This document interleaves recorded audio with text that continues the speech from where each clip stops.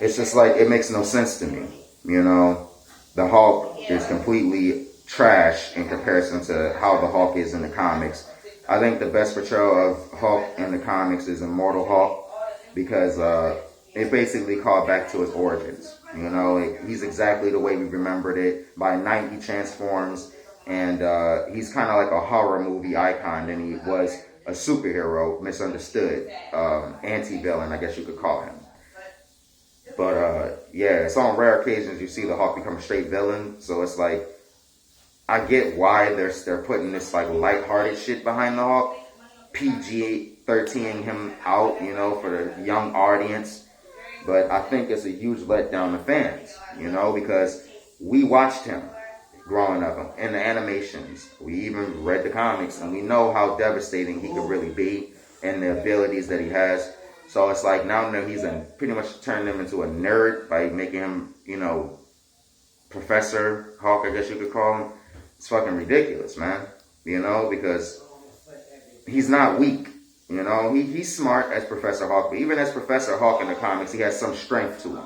You know, like, he was a problem for people. There wasn't no such thing as, oh, okay, you're going to beat my ass and that's it. Hulk was never that type of chump. You know, he was never a chump at all.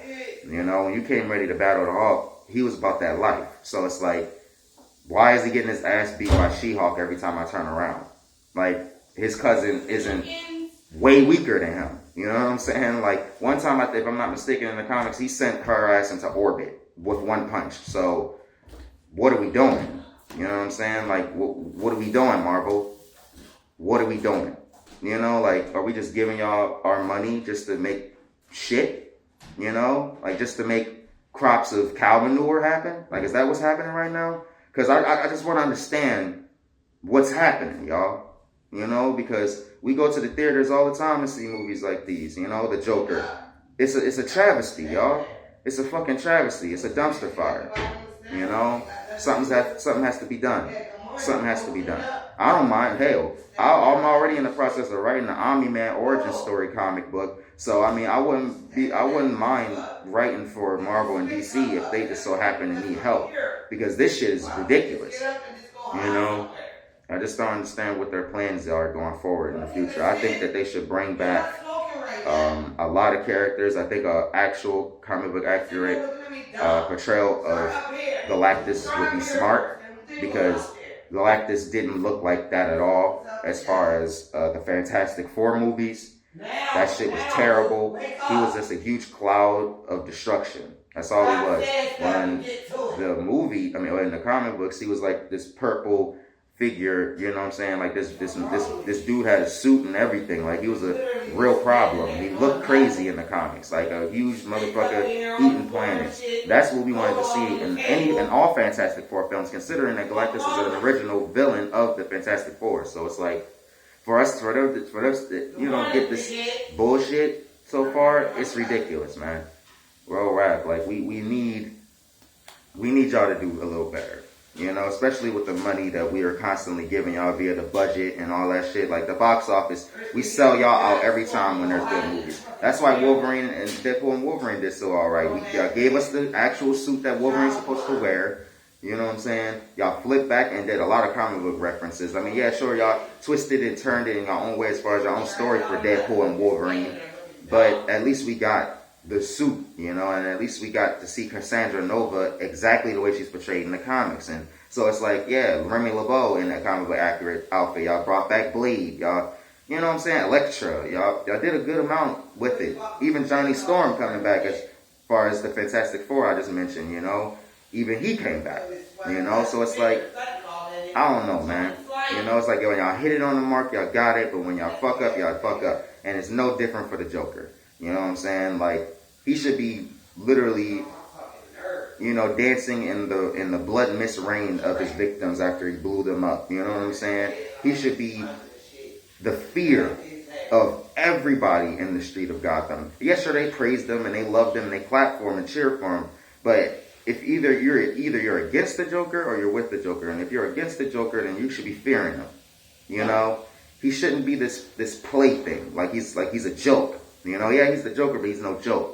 We're talking about a guy that's literally held children hostage inside of a truck You know what I'm saying? Filled with gasoline, waiting for Batman to come around. Like, this is the guy we're talking about. You know? Genocidal maniac. You know? And the fact that we didn't, I mean, he even nuked places multiple times. Poisoned water supplies for entire cities and shit. Like, we're talking about a real messed up guy. So it's like, the fact that they turned him into what he was, I'm pretty sure Joaquin Phoenix probably just said, yeah, fuck that. I'm not going to do any of that. You know what I'm saying? Because it's too much. I have a family. I have a reputation to uphold. And I'm not going to have my name attached to some shit like that, you know? Because you know that the production team probably, especially considering that it had an R rating, you know what I'm saying? You know that at one point they probably gave him all these ideas. You know, like, oh, would you like to do this? And would you mind doing that? And would you mind doing that? And Joaquin probably turned down all that shit. Like, yeah, not touching, you know, kids. I'm not killing too many old people or whatever the situation might be. You know, I like the scene, though, in the courtroom case when he was speaking for himself as the lawyer. And they had Gagsworthy come up, or I guess you could call him Gary in this movie. Or whatever his name was, the little small guy, the midget guy. He came up to the stand and he spoke for Arthur. You know, and he cried and he had tears of sadness because, you know, Arthur was the only one that never made fun of him and actually loved him as a friend. And in the comics, it's the same exact thing. So in that right, I guess you could say they kind of made him comic book accurate to his past. They even put the origin story of Harvey Dent and they twisted his shit up as far as becoming Two-Face, because when that building blew up and took out Harvey Dent, we saw him with half of his face scarred up and fucked over and the other side perfectly unscathed. So it's like, yeah, you know, we got to see Two-Face in this movie. So it's not like it was a huge miss. It was just, yeah, I wish they would have gave us a little bit more to go off of, you know, like they just kind of sprinkled a little bit of condiment, you know, a little bit of seasoning on it and said, hey, you know, do with it as you will. We know it's a bland steak. We know it's a bland piece of chicken, but, you know, do with it as you will. You know what I'm saying? That's all we can give you guys. Like, what are we doing, guys? What are we doing? So it's like, I think for future reference, if we're going to make a Joker standalone movie, we should make him exactly like the Joker in the comics. Like, basically, we should be looking towards Heath Ledger and Jack Nicholson's portrayal of the character if we're going to sit here and make another Joker movie going forward. You know, because if we don't, then it's going to be fucking terrible. You know, just like this one was.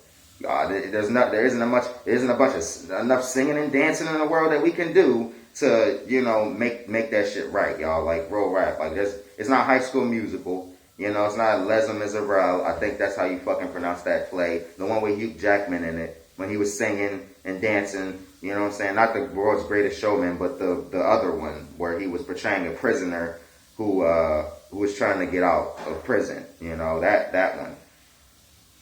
It's not a musical. Joker isn't supposed to be a musical, y'all. Ever. You know, like, the only time Joker really sings and dances is when he's killing people.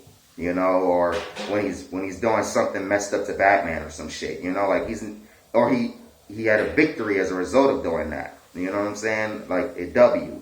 Other than that, he's not the musical type of character. You know, like if y'all want to do a musical with any character, I think y'all should have went with the Dazzler from X-Men. You know, the Dazzler movie, like a Dazzler movie would have been great. You know, as far as the singing and dancing. You know, the girl the disco mutant from the X-Men, who always was singing and dancing in the disco, white woman. She can be in a musical because that's her whole thing. She's the Dazzler, the disco Dazzler. You know, she sings, she dances, she creates sparkles everywhere she goes that enchants everyone that listens to her music. That is that's the musical character. You know, not the Joker, y'all. We shouldn't be making musicals ever in regards to talking about supervillains. You know, like it's just a huge letdown because we all know y'all could do better. But yeah, that's all I got to say on the topic, and I hope y'all have a blessed day.